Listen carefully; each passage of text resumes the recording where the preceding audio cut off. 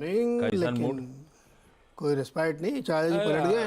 चाचा जी तो एकदम हाँ, क्या बोले चाचा जी? ऐसे हाथ दिखाए ना। हाँ, ये इन्फ्लेशन वाला हाथ है क्या? हायर है, कंट्रोल ही लॉन्गर है। नहीं। बस हो गया काम। तो उन्होंने कहा कि हायर व लॉन्गर हाँ, की संभावना फिर से बन गई है हाँ। और कंफर्ट नहीं आ रहा हमें। इस साल कुछ मीनिंगफुल हुआ ही नहीं इन्फ्लेशन के फ्रंट पे। जो लग रहा था वो हुआ बदल ही गया यार। बहुत गलत असेसमेंट है इनका, 3 बार गलत पड़ चुके हैं।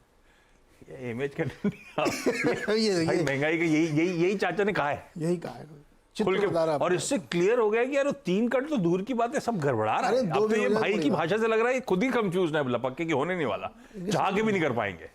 मुझे समझ में आता है कि यूएस में एक एक चीज काउंटेड है। इतना अच्छा डेटा, मतलब वर्ल्ड का बेस्ट डेटा वहाँ पे, फिर भी नहीं समझ पा रहे हैं ये लोग। क्यों नहीं समझ पा रहे हैं? हर बार गलत पढ़ते हैं। दिसंबर में गलत पढ़े थे, फिर मार्च में गलत पढ़े, अभी फिर से गलत पढ़ रहे हैं। तो इनके और इनके तमाम अधिकारियों ने जो आपने कहा था ना, वो खुद नहीं बोले जब लास्ट कमेंट्री जब बोली थी 3 कट वाली, बुलवाया था। लग ऐसे ही रहा था कि डेटा सपोर्ट नहीं, फिर भी बोलना जबरदस्त, पॉलिटिकल बेचारे फंस गए ना। फंस गए। अब सामने दिख रहा है कि हो नहीं सकता है, तो इसकी वजह से मार्केट में थोड़ा सा हुआ। लेकिन देखिए, उम्मीद नहीं छोड़नी चाहिए आदमी को। इंटरेस्ट रेट फ्यूचर्स जो है वो डिस्काउंट लेके चल रहा है क्या? दिसंबर में बाइंग और दिसंबर 25 की interest rate short long term में। तो मतलब इंटरेस्ट रेट मार्केट अभी भी मान के चल रहा है कि नवंबर के आसपास कट होगी। अब ये ऐसी है, सब होप बिल्ट होती रहती है, लेकिन डेटा सपोर्टिव नहीं है।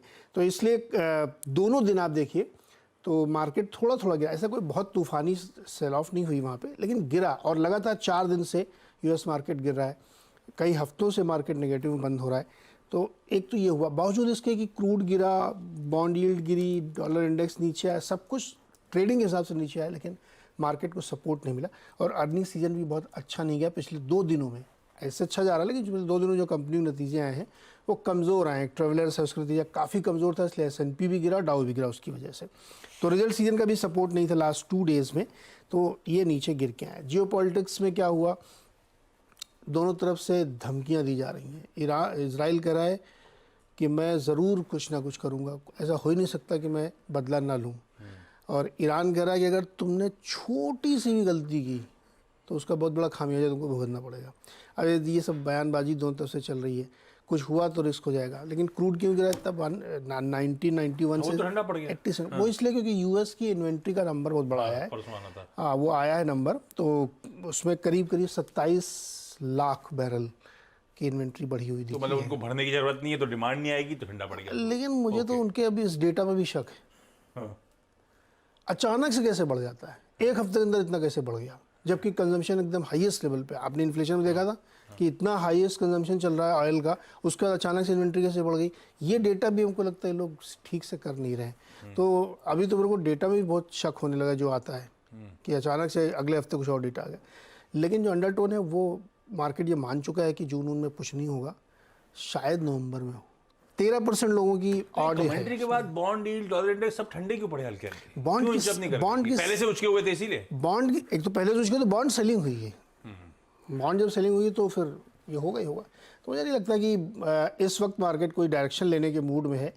अभी देखो क्या होता है, रिजल्ट पे कुछ शायद हो जाए, अदरवाइज वीकनेस है मार्केट में अभी भी। और जियो पॉलिटिक्स एक वाइल्ड कार्ड है। हमने लास्ट वीक एक शो किया, लास्ट वीक नहीं यार, इसी वीक में शो किया था।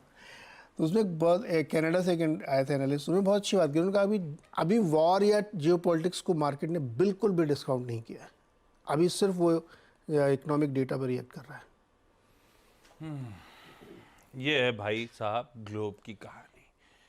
पावेल साहब जिनसे कुछ उम्मीदें लगाए बैठे थे अपन, कुछ नहीं और डरा गए। रीसेंट डेटा क्लियरली दिखा रहा है, रीसेंट डेटा हमें ग्रेटर कॉन्फिडेंस नहीं दे रहा है, इंस्टेड इंडिकेट कर रहा है और ज्यादा लॉन्गर और ज्यादा समय लगेगा इन्फ्लेशन के कूल ऑफ होने में। सारे समीकरण